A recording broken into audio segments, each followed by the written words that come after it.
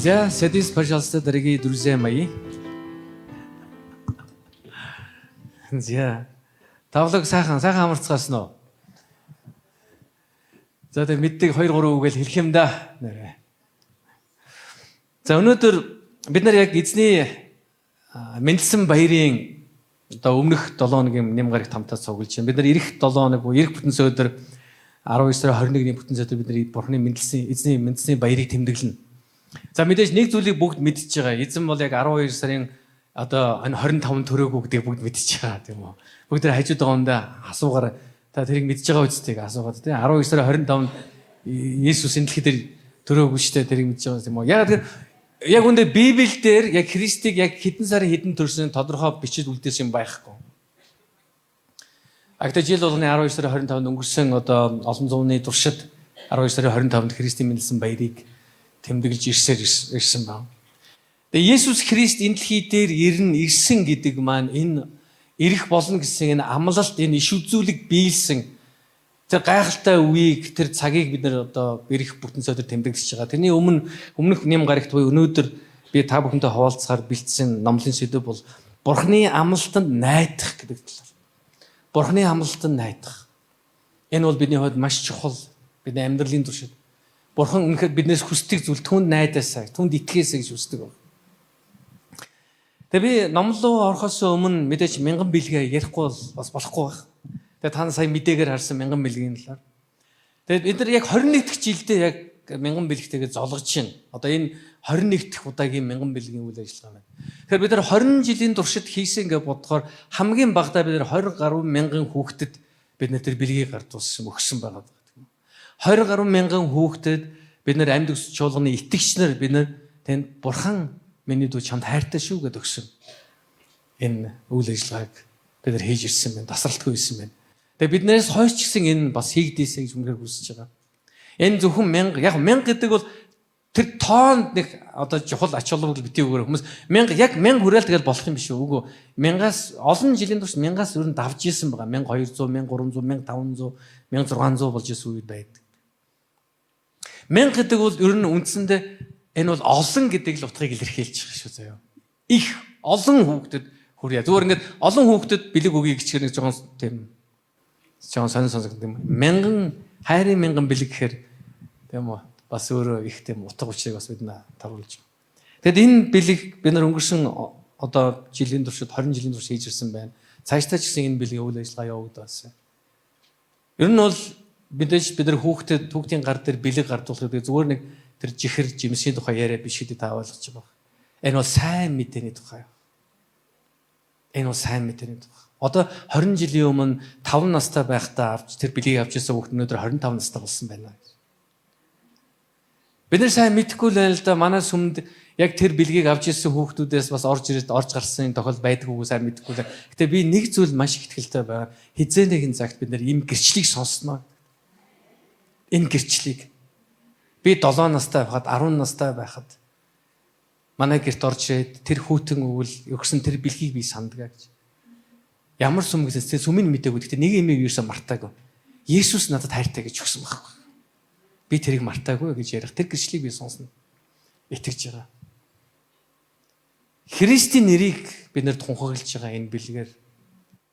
Нэгсэндээ бидэнд олж байгаа боломж бүрийг л бид нар сайн мэдээд тунхаглах Есүсийг алдаршуулах боломж болж ашиглахыг л бид нар зорж байгаа. Мэндэлсний баяр, яг үндэ мэндэлсний баяр гэдэг бол зүгээр нэг гацуурын тухай яриа биш. Эсвэл нэгэн хөөхөн хүү дэлхий дээр мэндэлсэн тухайч түүх биш. Мэндэлсний баяр гэдэг бол аврагч ирсэн тухай мэдээ.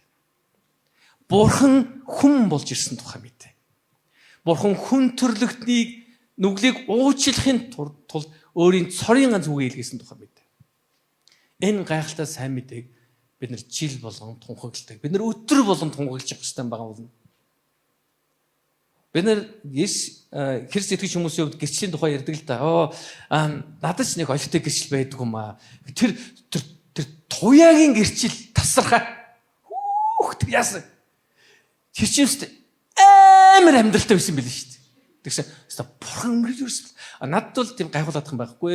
Би зүгээр л энгийн л хүүхэд байсан, энгийн амьдралаар амьдсан. Тэгэл энгийн л явж хагаад энгийн нэг өдөр сүмд ирсэн, энгийн л нэгэн болсон. Тэгэл энгийн байдалтай. Тэгээ сүмд явсан. Одоо тэгээд нэг 20 жил өнгөрсөн байна. Энгийн л байж байгаа. Нэг овооч оцоосон ч юм байхгүй, олигтой ярьсан ч юм байхгүй. Өөрөөсөө энгийн миний би гэрчлэх юм байхгүй. No. Бид нар ингэж ярьж болохгүй яа. Гэрчлэл гэдэг бол та юутай болсон тухай биш. Гэрчлэл гэдэг бол хэн таны төлөө ирсэн, хэн таныг аварсан тухай. Христ хангалттай бидний гэрчлэлд. Есүс бидний төлөө ирсэн хангалттай. Есүс бидний төлөө амьдрсан хангалттай. Есүс бидний төлөө үхсэн хангалттай. Есүс бидний нүглийг уучлал, үхлийг ялж амьсан хангалттай. Халелуя. Энэ бол гэрчлэл. Энэ бол хангалттай гэрчлэл.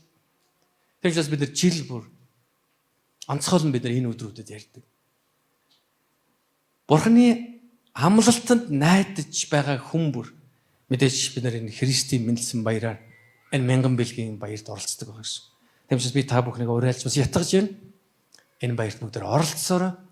Энэ баярыг бид нар утга учиртай болгож олон хүүхдүүд амьдрал утга учиртай болгоход хувь нэмрээ оролцгоё. Амен. Халелуя. Тэгээ өнгөрсөн жилүүдийн турш оролцсон та нартай баярлалаа. Бүгдээ биендээ халахад ирчихгүй. Баярлалаа. Тэгээ бас одоо яг лайв сонсож байгаа хүмүүс та нартай баярлалаа. Яг энийг сонсож бас олон хүмүүс оролцож би итгэж байна. Халелуя. Баярлалаа. За хамт Ишая номноос уншнаа. За Ишая гэчихээр та нарын зарим гайхаад байгаа. Энэ нөгөө стандарт Монгол орчуулган дээр Ишая гэдэг бол яг еврейгээр нь Ишаяг хэлээд байгаа шүү дээ нэрийг. Энийг бид нөгөө Исаягаар уншаад байгаа сурцсан болохоор жоохон өөр сонсогч магадгүй. За бүгдээрээ Ишая номын 7-гийн 14-ийг уншаа. Та сонсоо. Тэгвэл эзэн өөрөө та нарт тэмдэг өгнө.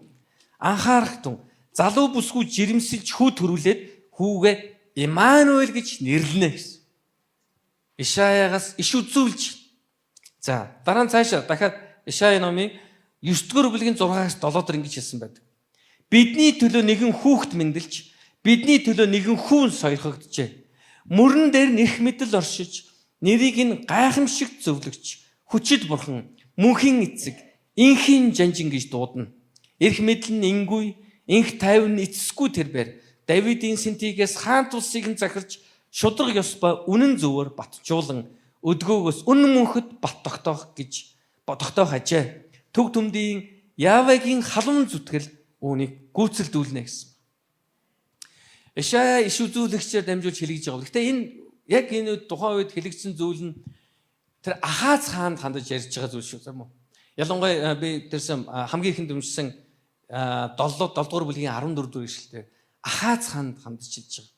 Энэ үгийн тухай ярьж байгаа. За цааш нь дахиад нэг ишлэл уншиж. Матай 1-р бүлгийн 18-аас 25. За энэ дээр би 18-аас 20-ыг би бүтэн уншихгүйгээр би эндээс дундаас нь уншлаа. Ингэж хэлсэн. Йосефийг тийхүү төлөвлөж байх үед эзний тэнгэр илч зүүдэнд нь үзэгдэж Давидын удмын Йосеф Мариаг эхнэрээ болохоос бүү эргэлз. Түүний дотор бүрлдэд буйн ариун сүнснээс юм. Мария хүү төрүүлнэ. Тэр хүү ард түмнээ гим нүглээс нь аврах тул чи түүнийг Есүс гэж нэрлэл. Иш үзүүлэгчээр дамжуулан эзний айлцыг биелэгдэж энэ бүхэн тохиолдов. Тэрээр онгон бүсгүй хевлийдээ хүүхд олж хүү төрүүлнэ. Тэр хүүг Имануэль гэж нэрлэнэ гэсэн байдаг юм. Тэр нэр нь Бурхан бидэнтэй хамт гэсэн утгатай ажээ. Йосеф нойрноос ирээд эзний тэнгэр элчийн тушааснаар Мариаг эхнэрээ болгон авч хүүг төрүүлэх хүртэл түүнтэй ингэр зөрүүлсэнгүй. Тэрээр хүүг Есүс гэж нэрлэжээ гэсэн байна. Саяны уншсан 2 ишлэл. За би 3 ишлэл уншсан. Нэг нь гэхдээ Ишая номноос хуучин гэрээ, нөгөөх нь Матай номноос шинэ гэрээнээс. Энэ 2 ишлийн хооронд ямар цаг хугацаа өнгөрснийг та нар мэдэх үү? 700 гаруй жил. 700 гаруй жилийн тухай. Ишая иш үзүүлжсэн тэр үед тэр үе нь бол Христийг мэдлэхээс 730 гаруй жилийн өмнө Ишая иш үзүүлэгчийн тухай ярьж байсан. Яг энэ хэлэхдээ тэр хамгийн Ишая 7-р бүлгийн 14-т хэлжсэн тэр Ахаз хаан тандж хэлжсэн баг. Ахаз хаан гэдэг тухайд юу болсон бэ гэхээр Ахаз хааны дотор айц төрсөн байсан. Яг л түүний эсрэг хаад нийлж тулалдах гэсэн учраас түүнд айц байсан. Яг энэ айцтай байх үед нь Ахаз хаан тандж Ишая хэлжсэн баг. Тэгээ би энд хэд хэдэн Ишаягийн хэлсэн зүйлийг хэлж байна.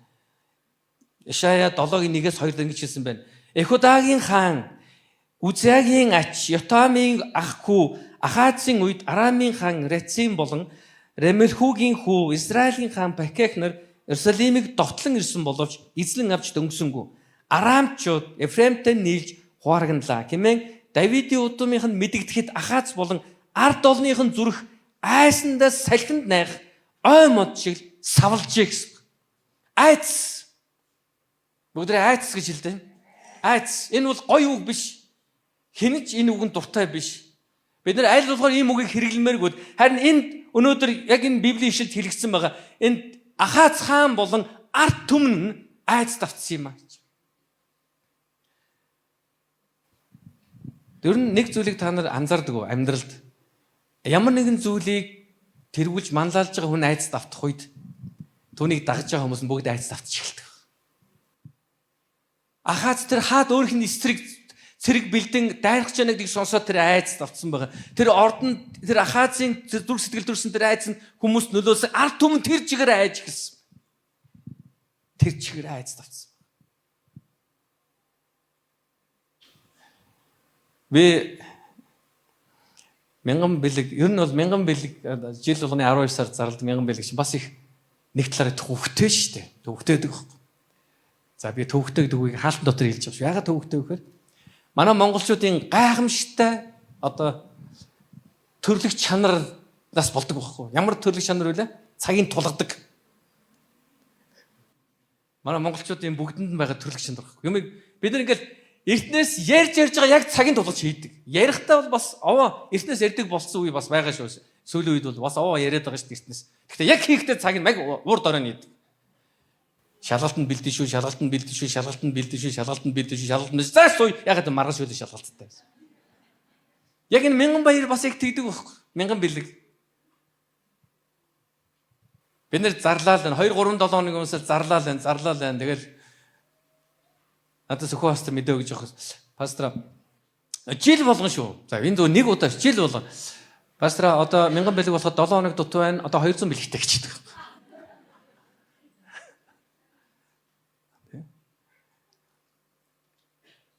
Тэгэл 5 хоног дутуу нэг 202 бэлэгтэй шүү гэж.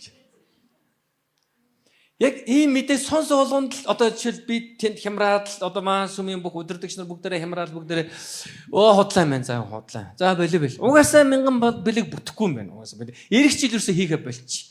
Яах. Одоо зүгээр 202-оор зүгээр зогсооч зүгээр зарлж бүтэн зэдэр зарлаарай. Одоо бэлэг хэрэггүй. Тэгтээ түрүү та нар өгөхгүй юм байна. 200 хэлнээрээ л зогслоо. 202 бэлэг өгсөн хүмүүстээ баярлалаа. Та нарыг бол бурхан ивэг. Өгөөгүй хүмүүсийн бүү мэдээ юу ч буйнаараа болоорой.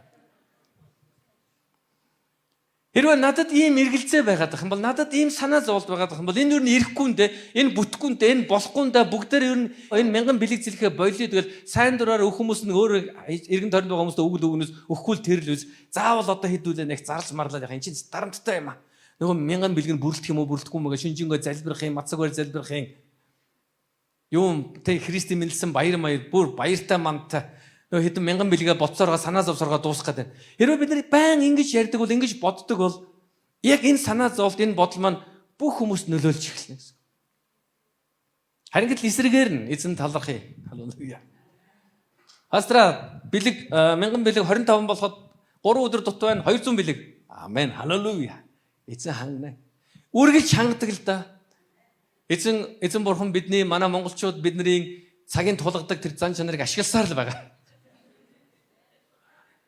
Тэгэл яг бэлэг тараахын яг өмнөх өдөр л 500-аар нь 1000-аар нь орж ирдэг байхгүй. Тэгэхээр би дандаа тийм байгаасаа гэж үнэхээр бодохгүй л да. Мэдээж бид нар энийг аль болохоор эртнээс бэлдээд хүн болгон оролцдог байгаасаа гэж үсэж байгаа тийм. Бид нар ямар нэгэн зүйлийг хийхдээ сүм тарилд бүтэхгүй бах. Сайн мэдээ тарах бүтэхгүй бах.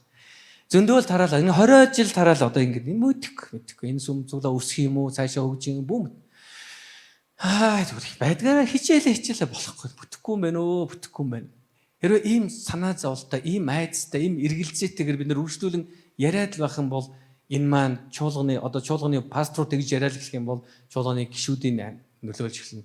Чуулганы удирдагч нар нөлөөлнө, чуулганы гишүүдэд нөлөөлнө. Энэ маань цаашаа зүгээр бүгдээрээ зүгээр харин ч би нэгэ алдчихгүй за шинэ хүн амьд нэмэх мэхэ болио. Зүгээр би нэгэ алдчихгүй хайтахан хадгалал байжээ гэдэг сэдвүүл орох болно. Энэ Бурхны хүсэл биш шүү дээ. Энэ бидний зорилго биш. Яг л эзний өгсөн агуу захирамж баг. Түүний сайн мэдээгт хунхаглах. Дагалдагчдыг төрүүлэх. Энэ агуу захирамжийг бид биелүүлэх ёстой. Энийг бидэнд сонголттой өгөөгүй. Энэ бол эзний захирамж, тушаал. Боломжтой бол та нар яа сайн мэдээ яриараа гэж хэлээгүй. Яв бүх үндэстэнд сайн мэдээ яар. Бүх үндэстнийг дагалдагч болго. Rise up and go гэсэн байна. Босоод явцгаа яар тунхаглал гэсэн.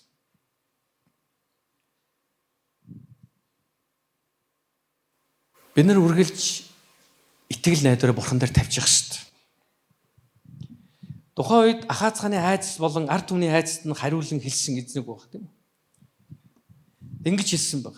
7-оос 9-дэр тиймээс эзэн Яава би ийхүү хэлж байна гэж. Яава буюу бурхан хэлж байна. Энэ бүтэхгүй, ийм юм болохгүй гэж.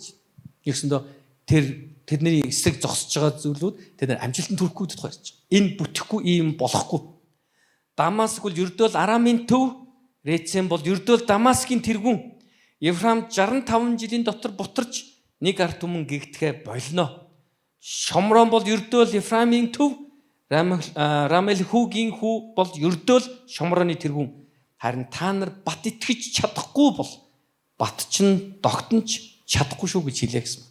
Эзэн Ахаз хаанд хандаж хэлж хэрвээ чи итгэлээ хадгалж зогсож чадахгүй бол харин үргэлжлүүлэн бат доктортой байх боломжгүй шүү гэсэн. Ахаз хааныг итгэлтэй байх хэрэгтэй гэдгийг сануулсан. Одоо ч гэсэн бурхан яг адилхан зүйлийг бидэнд хэлж байгаа. Итгэлтэй байгаарай. Бурханы амлалтанд итгэхэр.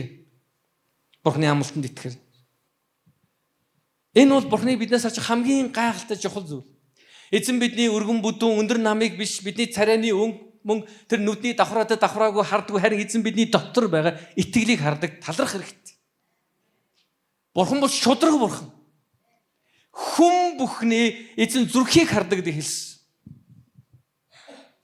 Тэгэд энэ нь бурханаас ирэх энэ аврал нь яг үүндээ энэ Ахаз хааны стратеги төлөвлөдөг чадртай холбоогүй гэдгийг хэлж байгаа. Энэ нь түүний итгэлтэй холбоотой гэж хэлсэн. Чи итэг Ахаз хаан. Ийм юм болохгүй, бүтэхгүй чи итэг. Хэрвээ чи итгэлтэй байх юм бол эзэн чамайг хамгаалгуулна, эзний хүсэл төлөвлөгөө биелэх болно гэдгийг хэлсэн. Маш тодорхойгоор хэлсэн. Энэ нь батчна гэсэн байна. Харин та нар бат итгэж чадахгүй бол бат чинь тогтнож чадахгүй шүү. Итгэлтэй байгаарай. Амногтөө. Итгэлтэй байгаарай. Эзэн бидний үүсээр дамжуулж авралыг өгдөгөөс бол бидний дунд зөндөө хагарал гарах байх. Зөндөө ялгуурл бий болно. Харин шудраг бурхан ингэж хэлээг, ингэж хийгээгүй ингээд талах хэрэгтэй. Эфес номын 2 дугаар бүлгээс харах юм бол маш тодорхой. Бид итгэл ба нэгүслэр аврагдсан юм а гэсэн. Халелуя. Юугаар аврагдсан гэнэ үү? Нэгүслэр, итгэлээр аврагдсан юм а. Тэрээс бид үүсээр аврагдаагүй. Бид үүсээр аврагдахгүй юу лээ? Бид нэр сайрхах зүйлгүй байхын тулд гэсэн. Хэрвээ бид нэр үүсээр аврагдаад бол бид нар зөндөө сайрхаж эхэлнэ. Тэгээ би нэг зүйл дээр маш сайн мэдж байгаа. Яг би хүн учраас би бас туулсан. Та нар ч гэсэн туулж байгаа найж. Бид нар ямар нэгэн зүйлийг бусдаас илүү сайн хийгээд хүн болгон алга ташаад ирэхээр бид нар өөрчлөгддөг. Бид нар өөрсдөө арай илүү гэж боддог. Хөө хинэст үнэхээр сайн бизнесмен. Тийм би үнэхээр сайн. Өөс энэ үнэхээр сайн удирдагч. Тийм би үнэхээр сайн удирдагч. Бид нар өөрсдөө үүсээрээ өөрийгөө тодорхойлох оролдож эхэлдэг. Хэрвээ ингэдэг байсан бол яг бүтэн цайдар цуглаанд орж ирэх үед чинь үүдэн дээр ухтагчнаас цооцсон таныг ингээд орж ирэх. За сайн байна уу та өнгөрсөн 7 хоног тэдэн хүн сайн мэдээ тараасан 5 хүн тараасан хүмүүсийн холбоор гусын дугаарыг овг нэртэй нэлж өгөрөө. За 5 хүн авралын зар тараасан хүн хамгийн уртлыг нэр суудаг шүү. За уртлын нэр дээр алтан игнэ байгаа тэнд ч суугаарай. Тэгээд нэг хүн ороод ирсэн чи та өнгөрсөн 7 хоног сайн мэдээ тараасан уу? Нэг ч тараагүй. Та хүн хинт сайн мэдээ тараагүй. Хөө ямар өгөлсгүй юм бэ? За та юусоо хүлээч. Танд сууд гарах нь үгүй мэд.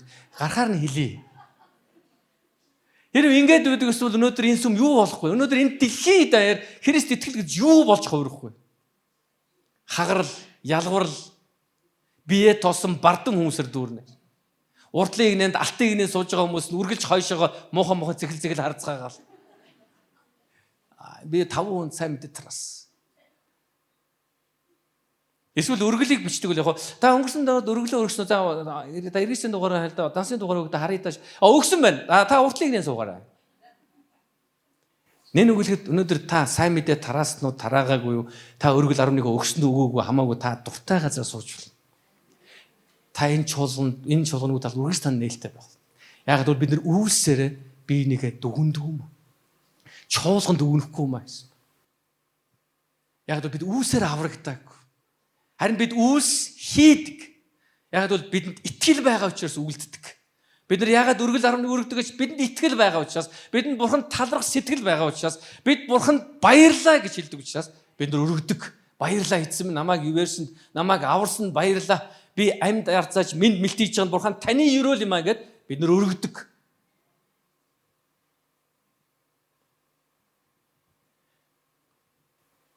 Ахазад хандаж хэлсэн Ишая иш үзүүлэгчийн хамгийн ихний хэлж байгаа зүйл итгэлтэй бай. Итгэлтэй бай. Бурхан өөрийнхөө үгийг хэлж байна.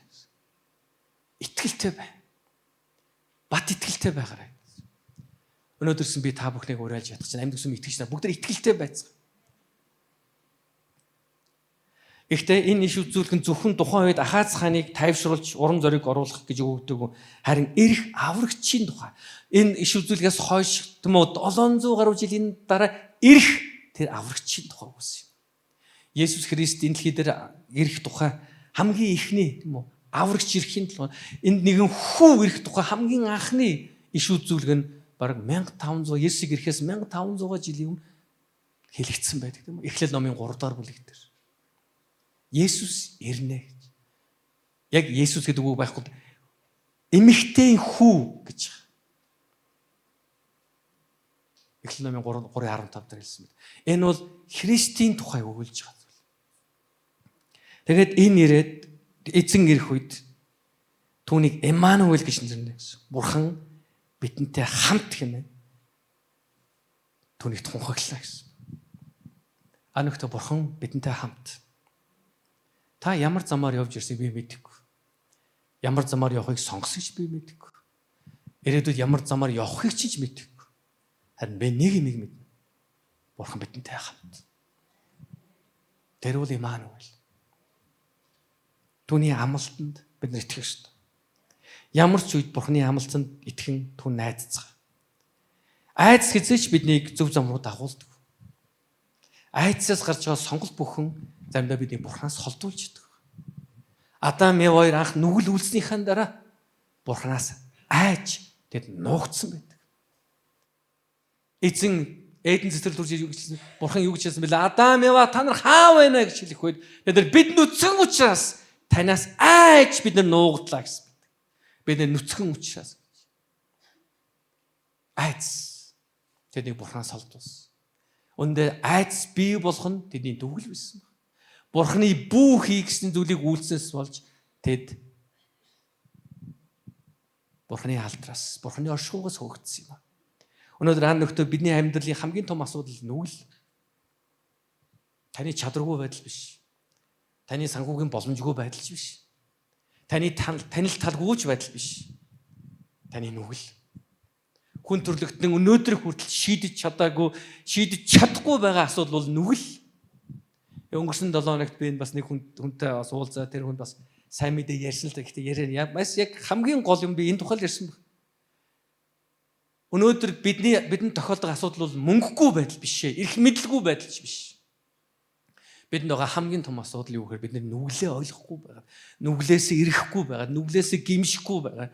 Бурхан бидний төлөө юу хийснийг мэдэхгүй байгаа. Энэ бол хамгийн том асуудал. Бурхан таны төлөө өөрийн хүүгээ илгээсэн. Есүс Христ энэ дэлхий дээр нэгсэн энэ амлалт бидний амьдралд биелсэн юм.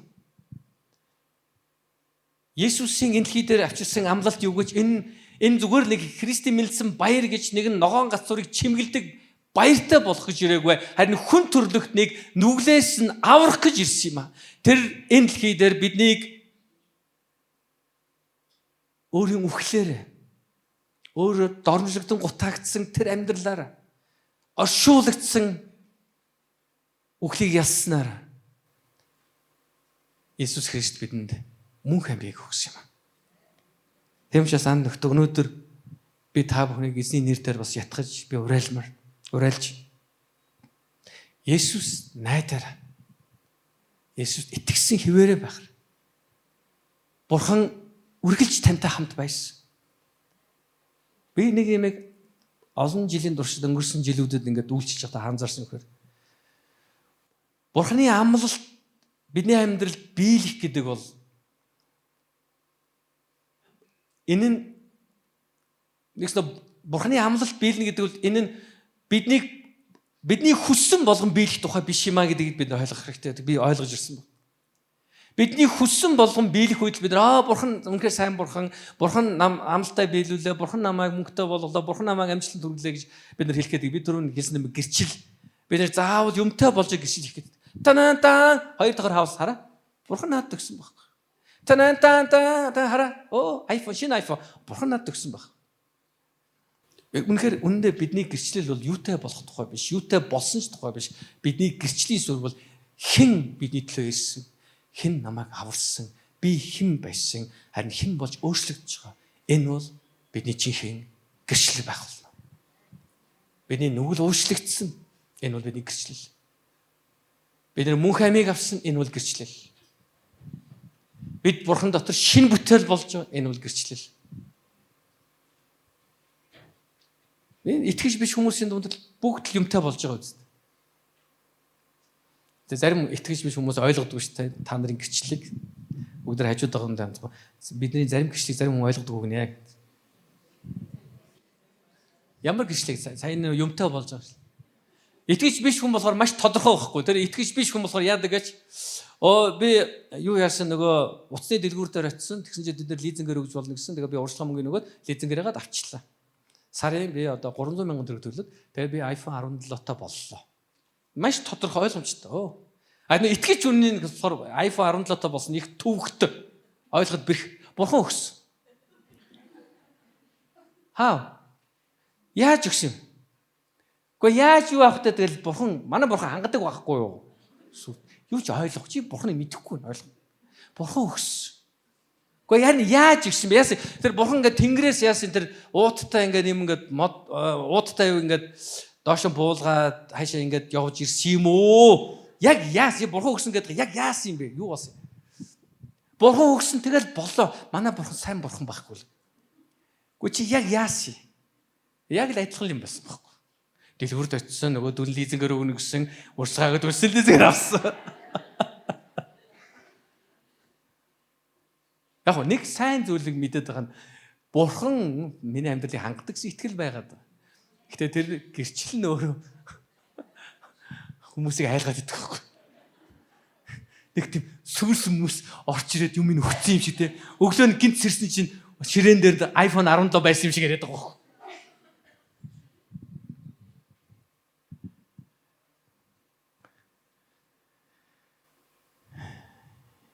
Эзэн тань хайрт.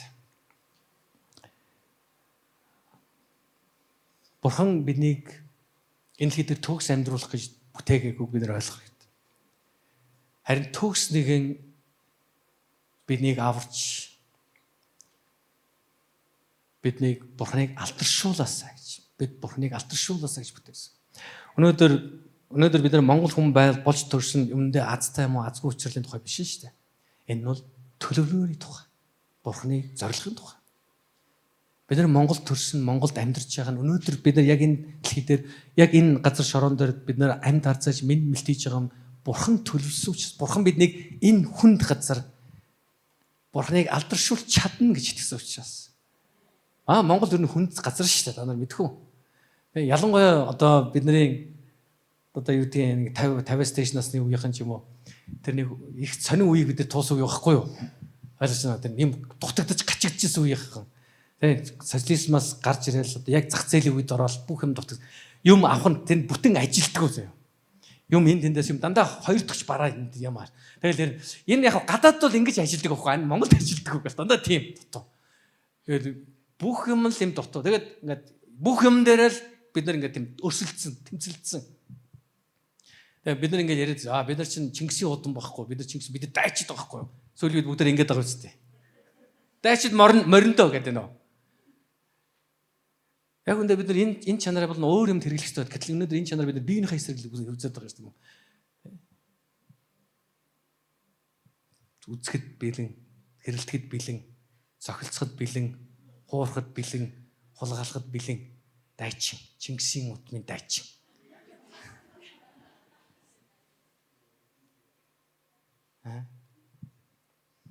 Одоо надад би нэг юм дээр үргэлж ингээд тэмцэж өөртөө сануулдаг. Би итгэж хүн шүү гэдэг.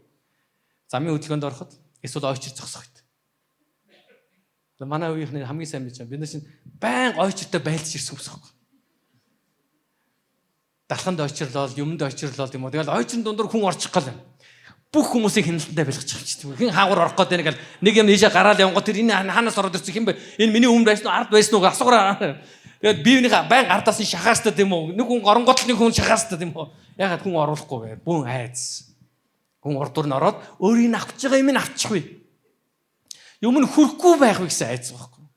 Ягаад тэгээд ойчор зорж байгаа дуусчих юм чи. Далхан дуусчихна. Махан дуусчихна. Юм нь дуусчихна. Тийм учраас юм нь дуусаад байгаа учраас яаж чинь тэр хүрхийн тулд тэмцэн. Автобус нь яг адилхан тэмцэлтэй л орно. Ягаад дараагийн автобус дахиад 30 минутаас 1 цаг хүлээх учраас. Эм гачигдлын үеийнхэн бүх юмд тэмцэл илэрхийлж идэг. Би одоо сандаг ах 94 онд илүүдээ би нэг өвөр ангаад сайн мэдээ дараагаа явжсэн чинь яг манай амьдарч байсан газар байрлаж байсан газар нэг хоёр залуу орж хоёлоо согтоо. Тэгээ ингэж за танаа Есүс чи юу хийж чадах юм? Чи Есүс ах гэлээ. Есүс тийм бурхан бол бүтээгч. За тэр бурхан чи яг одоо энэ телевизийг ийш нэг ингээд хинч хүрэх байхад хөдөлгөж чадах юм уу гэж. Хөдөлгөж чадах юм уу гэж. Гал дултрал юм байна. Тэгээ би ч өөрөө шинэ итгэж байсан учраас шумаасаа ойлгохгүй. Нэрээ тэгж чадах юм болов уу бас бодоод байгаа байхгүй. Нэрээ залбирчвал тэгчгээр ч юм шиг санагдаад юм аа. Агуу итгэл байгаад байгаа шүү дээ бас. Нэр нүдэн дээр нь бас нөгөө телевиз дээр гар тавьж залбирангууд нөгөө нь хөдөлчихөөсэй гэж бодоод байгаа шиг. Тэгэхдээ яг нөгөө логик ботоод ингээд бас болохгүй юм шиг бодоод тэгээд бөөн тэмцэл болж бод арайч тийхгүй л дээ л. Тэгээ нөгөөд бол манай өвөр ангаа бол ийм ямар алдартай хувилгаан багш байдаг яадаг нистэг хараадаг хөөрдөг яадаг ч юм уу. Тэгэл ярьжсанаа л нэг л судсаар нь Чингисийн цусгүй байдлага гэж нөгөөд судсаар нь буддын цусгүй байдлага гэдэг. Нэг л олон цус хэлцэн нөхөрлөнд яриад байгаа байхгүй ийм хүн байгаа би гэл. Тэгээд яг тэр яриаг дуусны дараа надад яг үлдсэн сэтгэл юу байсан бэхээр яг тэгэл тэр хоёр хүн явсан л да энийг хэрүүл зодон болсонгүй янз бүрийн болоогүй тэгэл яваад. Тэгээд явсны дараа надад нэг юм сэтгэл үлдсэн баг. Бид нар үнэхээр одоо өөрсдөө Чингисийн удам ч гэдэг юм бид нар Монгол монголчуудаа гэж бодож байгаа бол ягаад бид нар биенийхээ эсрэг муу зүйл үйлдэхийг сонгоод байдаг юм бэ гэдэг байна. Бид нар Монголд хайртай гэж яриад байгаа шүү дээ. Монголд хайртай байхын тулд бид нар монгол хүнийг хайрлах сурах хэрэгтэй гэсэн. Амархан биш л дээ. Яг миний хэлж байгаа шууд болчих юм биш. Гэхдээ энэ бурхны хүсэл эзэн бүр юу гэж хэлсэн гэж өстөн дайсны хүртэл өөртөө хайрлаарай гэж. Зүгээр бидэнд сайныг үлддэг хүмүүсийг хайрлах тухай яриаггүй. Бидэнд мууг үлддэг хүмүүсийг ч хайрлах тухай ярьсан. Энэ бол эзний бидэнд өгсөн агуу захирамж, агуу тушаал бусдыг хайрлах, бурхныг хайрлах. Энэ бол эзэн Есүс Христ амлагдсан тэр аврагч энэ дэлхий дээр хүн төрлөختнийг аварч тэдэнд мөнхийн эрхчлөөг ирэх түүний агуу үйлсийн тухай амлалт. Тэгм учраас өнөөдөр бид өөрсдөө хизээч тохиолдлоор азтай азгүй учирлаар Монгол байгаа гэж бодхоос илүү хүн бол төрсөн тухай бодхоос илүү бид бурхны амлалт бидний амьдралд байгаа. Бурхны төлөвлөгөөгөөр бид энэ дэлхийд ирсэн нэгэн гэдгээ үргэлж санаж явах хэрэгтэй. Үргэлж өөртөө сануулж байгаа. Би бол Бурхны төлөвлөгөөний дагуу төрсөн. Бүгд хажууд донд хэлэхгүй би Бурхны төлөвлөгөөгөөр ирсэн шүү дэлхийд дээр.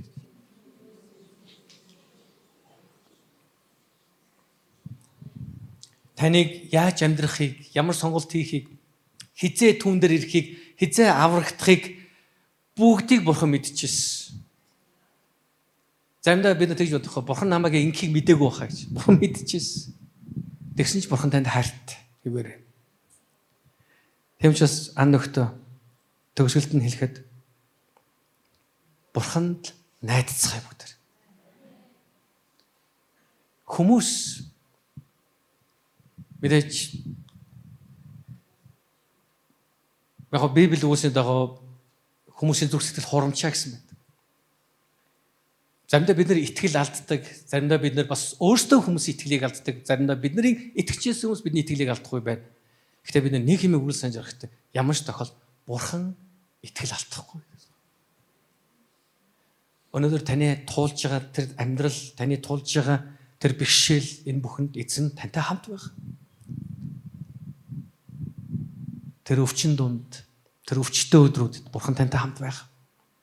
Тэр үхэл хагацалтай үед Бурхан ч тантай хамт байсан. Та ганцаарч байгаа үед Бурхан тантай хамт байсан. Та өөрийгөө хинт чиргүү мэдэрч ирсэн тэрүүж Бурхан тантай хамт байсан. Мөн таны тэр ялалтай үед Бурхан тантай хамт байсан. Та өөрийгөө амжилтанд хүрлэе гэж бодож байгаа үед Бурхан бас тантай хамт байсан.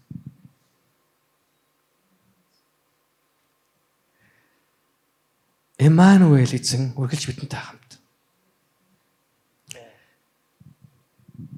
Есүс ирнэ гэсэн энэ амлалт 700 гаруй жилийн дараа биелсэн. Өнөөдөр бид өөрсдийнхөө хүсэж байгаа зүйлийг одоо л авахгүй бол Бурхан үнэн эсвэл Бурхан ходол гэсэн энэ өчүүхэн бодлоос бүгдээрээ салж би энэ амьдралынхаа туршид энэ дэлхийгээс явх хүртэл Бурханы алдрын төлөө түүний зорилгын төлөө амьдрэх гэсэн итгэлээр бүгд өөрийгөө зоригжуулцгаая. Ёо. Бүгд хамт хэлээ.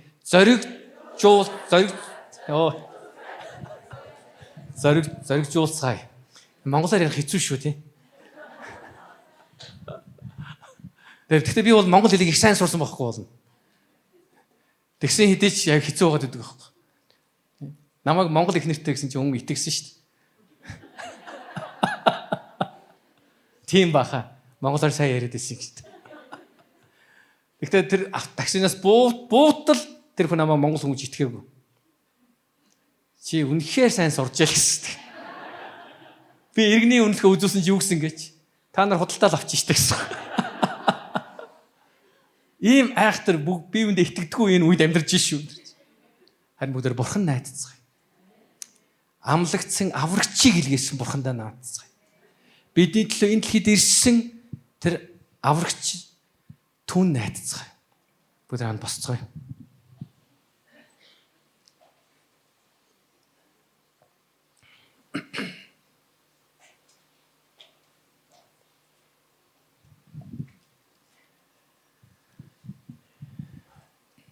Би анх 97 оны 9 сард Хинтээ аймаг руу пастораар илгээгдчихсэн баг.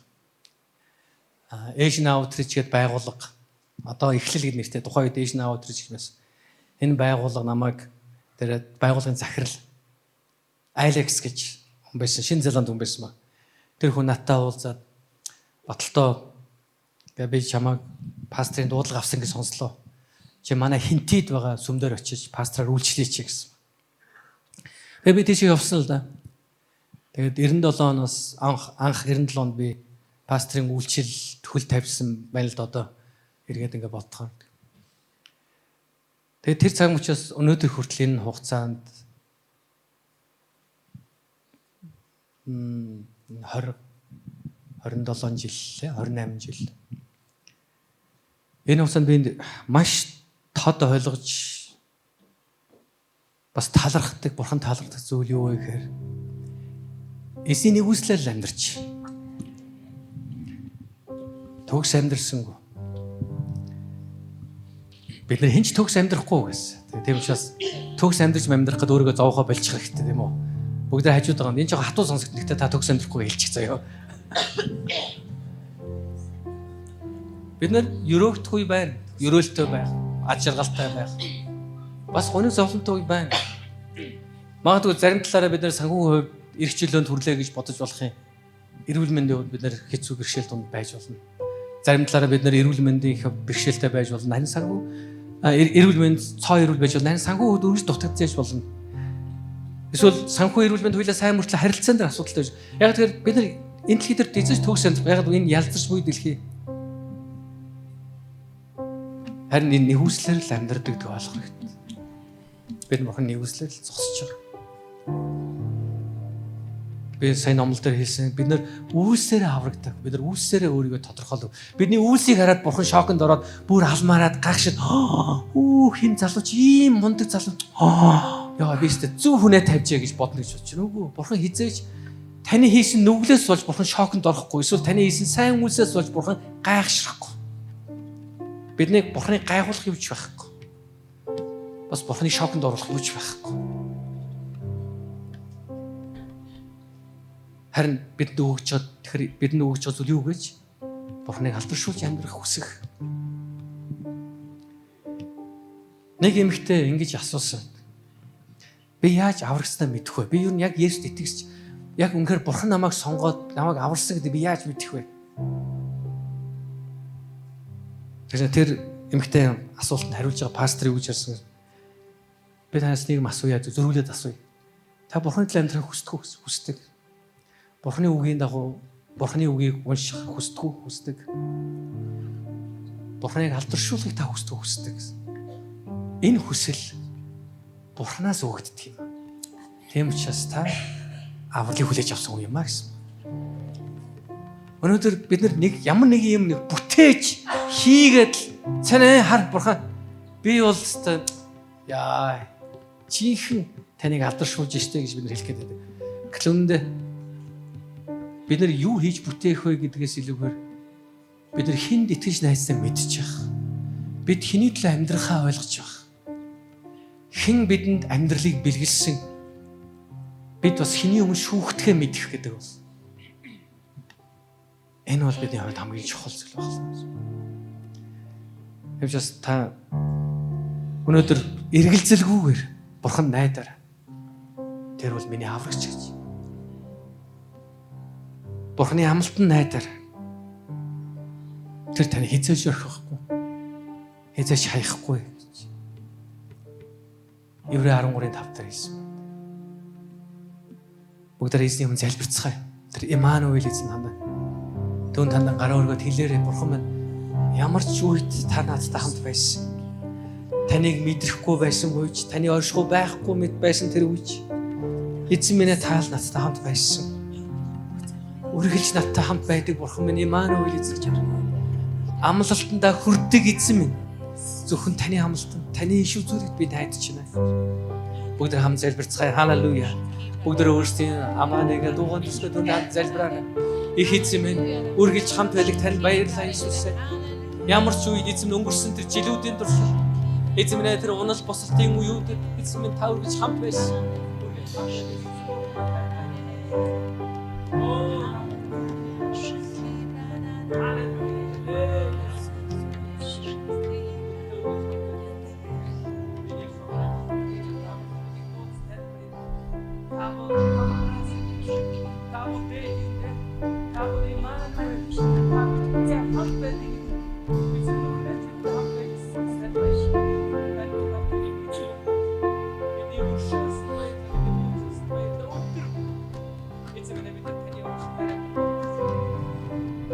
Hallelujah.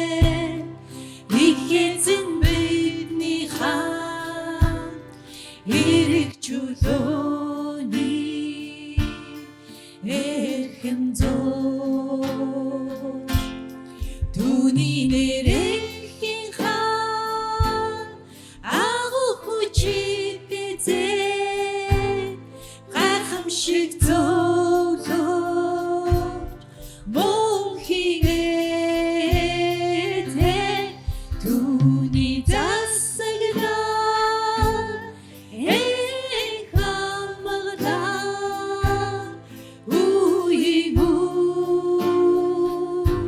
хязгааргүй оршноо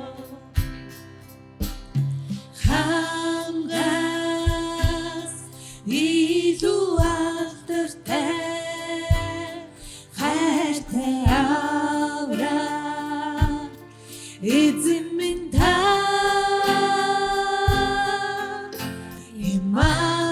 Иммануэль их эзэн бидний хаан эрэг чөлөөний эрхэм зөөж хамгаас илүү алдартай хайртай авраа эзэн минь та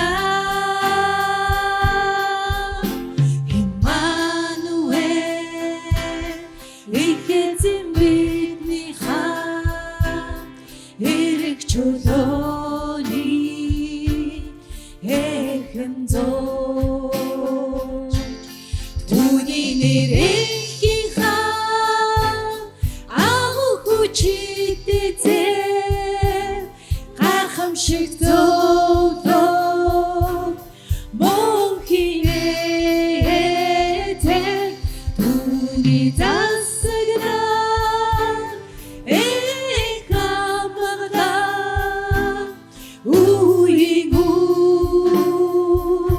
хязгааргүй оршноо түүний нэрийн хаан агуу хүчтэй зэв гайхамшиг зөөлөө мөнхийн эзэн түүний засагнаа эх хамгаалаа үеийг хязгааргүй оршноо Их эзэн үнэхээр биднийг хайрлсан. Тэр одоо ч бидэнд хайртай. Тэр биднийг үргэлж хайрлж явах. Нэг юм би өнгөрсөн жилүүдэн туршид зөндөл та бүхэндээ хоолцож өнөөдөрсөн танд хэлмээр бид нэр амьд арзааж мэд мэлтийлжил байгаа бол Бурхан бидэнд боломж олгосоор л байна гэсэн. Гэхдээ бидний энэ дэлхий дээрх амьдрал цаг хугацаатай. Бид нэр хизээ энэ дэлхиээс хэн явахыг хинж мэддэг. Нэг л өглөө бид нар энэ дэлхиээс явцсан байх бол бид нэг л өглөө нүдэнэх үед бид Бурханы өмнө зогсож явах бол харин өнөөдөр яг энэ цаг үед эзэн танд үгээ хэлж чад түүнийг сонсоорой. Түүний үгийг сонсоорой. Түүний үгийг хүлээж аваарай. Түүнд итгэлээ тавиар. Түүний таныг хайрласныг та хүлээж аваар. Тэр таны нүглийг уучлсныг та хүлээж аваар. Тэр таныг аварсанд итгээр.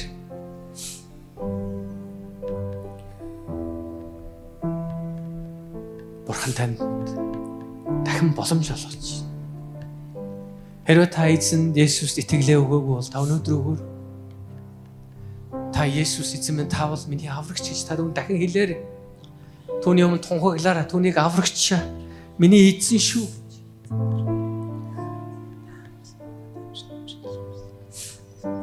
Бурхан өдөр бүр Бурхан таны төлөө байна. Аллилуйя Есүс. Биднийг хайрлсан Бурхан танд баярлалаа. Биднийг ялгаралгүйгээр хайрлсан танд баярлалаа. Биднийг байгаар мүлээж авсан танд баярлалаа Бурхан. Бидний амьдралд амлалтай биелүүлсэн танд баярлалаа. Есүс их эзэн бид нар гим нүгэл дотор үхсэн байгаа та бидний төлөө ирсэн билээ. Бид гим нүгэл дотор үхсэн байгаа. Есүсээ та миний төлөө ирсэн, та бидний төлөө ирсэн, та дэлхийн хүн төрлөختний төлөө ирсэн. та бидний төлөө ирсэн, та бидний гим нүгэл дотор үхсэн байхад, та бидний төлөө ирсэн, та Бурхны амлалт, та бидний төлөө ирсэн, биднийг аврахын тулд ирсэн, та илгээгдсэн тэр нэг мөн билээ. Есүс баярлалаа. Бидний төлөө ирсэн баярлалаа. Бидний төлөө амьдрсан баярлалаа. Бидний төлөө тэр доромжлыг амсан баярлалаа. Бидний төлөө тэр үхлийн замаар алхсан баярлалаа. Бидний төлөө загалмаа доромжлогдсон, цовдлогдсон баярлалаа эзэн. Бидний төлөө оршуулгдсан баярлалаа. Бидний төлөө үхлийг ялж амьсан баярлалаа эзэн минь. Та бол амьд эзэн. Та амьд Бурхан. Та бол цорын ганц зам, үнэн, ам билээ. Халелуя. Та бол бидний амьд аврагч. Оо их эзэн. Бид таны нэрийг тунхаглаж байна. Бид таныг аврагч гэж тунхаглаж байна. Бид таныг Бурхны амлалт гэж тунхаглаж байна. Бисэн амлалт. Халелуя. Эзэн минь та бидний амьдрал. Эзэн минь дахин шинжлэх хийж өгөөч. Бидний амьдралыг дахин эзэн минь та өөрийнхөө замаар дагуулаач. Эзэн өдөр бүр шинээр амьдрий эзэн минь. Өнөөдөр шинээр амьдрий эзэн минь. Таны өгж байгаа боломж бүрийг эзэн минь ашиглаж таны алдрын төлөө амьдрий эзэн. Инхийн эзэн. Тань баярлалаа Иесус. Бидний эзэн минь. Инхийн Агуучид эзэн гайхамшиг зөвлөө мөнхийн эзэн түүний засагнаа их амгалаа үеийн хязгааргүй оршноо